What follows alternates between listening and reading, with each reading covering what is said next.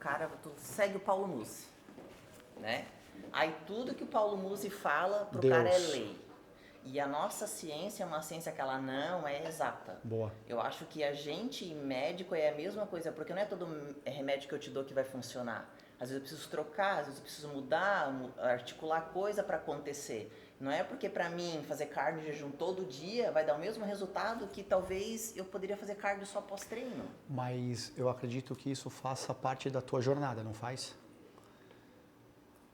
As tuas mudanças de hábitos, novos conceitos que você precisou para poder chegar até essa condição, assim, ou não? Não, porque assim, o atleta ele precisa usar sempre diferentes estratégias. Não, eu digo nesse sentido.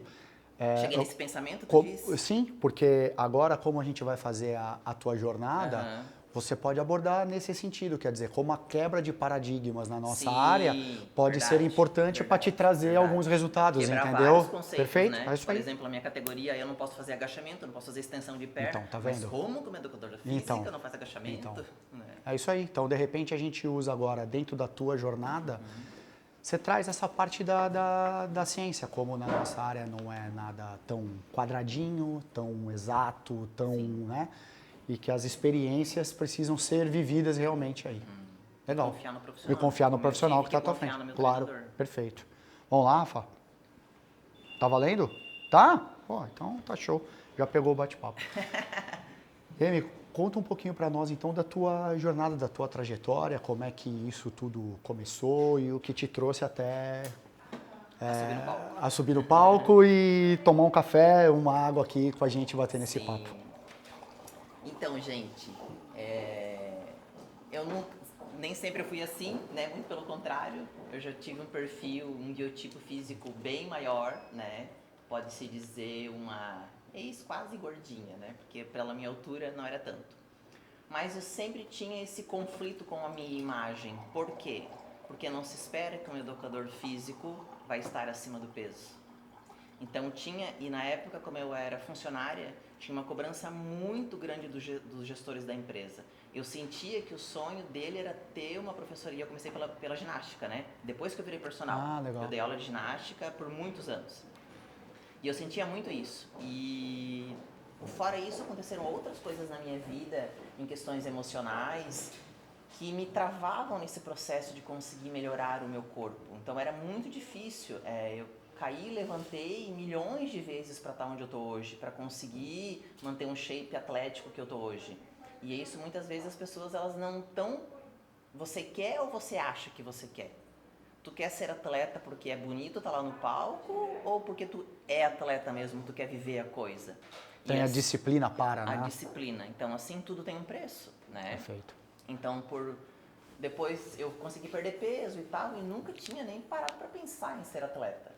E aí um dia eu fui no médico, conversei com ele sobre isso, porque eu tinha umas tentativas mais frustrantes anteriormente. Aí ele chegou pra mim e disse assim, Amy, tu tem uma linha de biquíni, que é a minha categoria, né, biquíni fitness, muito bonita, por que tu não tenta? Eu falei, mas já aconteceu tanta coisa ruim, acho que não. Aí eu aprendi uma coisa na minha vida, trabalho em silêncio. Então, ok, vou tentar. Então eu fiz toda a minha preparação, meus pais sabiam, alguns amigos meus sabiam, porque eles iam ter que estar me acompanhando no meu processo, né? Então eu comecei com 74 quilos, eu subi no palco com 60 quilos, em 3 meses. Um shape totalmente atlético, fibrado, ninguém entendia nada do que estava acontecendo comigo, né? Então as pessoas achavam que eu tinha mudado de religião, ela tá com anorexia, não pode, porque foi uma mudança muito agressiva. Imagina. Não para as pessoas.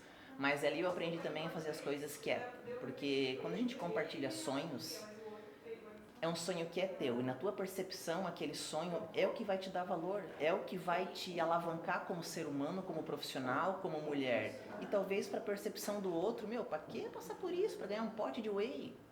Mas aquele pote de whey é o que eu mais preciso na minha vida eu consegui. Então eu fiquei quieta na primeira preparação, eu anunciei nas redes sociais quando eu estava indo para Chapecó, que foi o primeiro campeonato, né? Ali eu falei que eu estava indo, daí todo mundo, agora eu entendi, não sabia que tu ia competir e tudo mais. Na primeira competição eu já fui campeã, e fui campeã da noite, overall, que a gente chama, né? Então a melhor da noite da categoria. Logo depois eu já fui pro Sul Brasileiro, que era um mês depois. Então no Brasileiro teve uns erros na minha preparação, então eu depletei muito, fiquei muito seca e a minha categoria, ela é mais fitness, não é tão agressiva, mas tem que apresentar saúde acima de tudo. Legal. Então ali eu fiquei em terceiro lugar.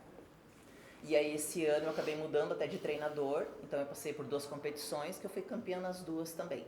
Né? Então depois dali o pessoal já foi me vendo como atleta, a nossa cidade ela ainda é um pouco limitada com relação a isso, Joinville, porque não é uma cidade que cultua o corpo, então é difícil para eles mesmos verem, entenderem por que toma água, por que tira água, por que acontece isso. Então há um mês atrás eu estava com quase 8 quilos a menos. Porque eu tinha acabado de subir no palco, Perfeito. então eu estava depletada, estava restrita, desidratada. Então ninguém fica com shape de atleta o ano inteiro. Claro. Não é nem saudável, Sim. né? Então, meu Deus, mas agora ela já está grande de novo, daqui a pouco já está seca de novo. Então, mas agora o pessoal está acostumando mais e está surgindo cada vez mais atletas, né? Legal. Mas existe uma questão nessa coisa de estar surgindo cada vez mais atletas que eu vejo por 2 situações. Uma positiva, que eu acho que realmente a pessoa se descobre, ela quer passar por aquilo que eu passei, de provar para si mesma que ela consegue, que tá bom, eu sempre fui a gordinha, então agora meu shape vai ser o melhor da academia, né? E tudo mais. Mas também eu acho que o distúrbio de imagem tá muito cobrado. Então, assim, tá surgindo muito atleta, mas por quê? Porque ter só um corpo bonito é pouco, então a cobrança da imagem nas redes sociais, na mídia, ela tá demais.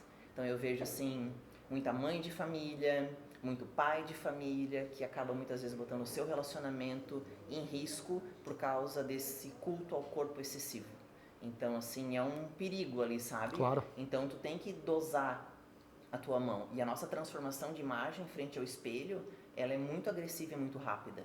Então, se tu não tem consciência que eu vou até aqui e aqui eu vou parar porque vai me prejudicar, é onde a gente vê os atletas que estão tomando cada vez mais anabolizante, cada vez mais recurso ergogênico, porque o cara tem conflito com a imagem dele. Então, tem muito atleta que compete o tempo inteiro, ele gosta, mas ainda é mais para se olhar no espelho e eu tô no shape, do que ter uma vida em equilíbrio e talvez aquele shape ser um pouquinho menor, né? Mas isso não pode estar relacionado também a padrões de informações que são seguidas? Influenciadores que criam esses meios, esses métodos e que de repente acabam se tornando pessoas que com seguidores e a partir daí não há espaço para uma ciência não tão exata como é a área da saúde. Sim, mas aí tem uma questão que, tipo, ninguém te obriga a nada, né? Então, eu faço aquilo que eu quero, eu posso ter milhões de seguidores, mas é a minha saúde.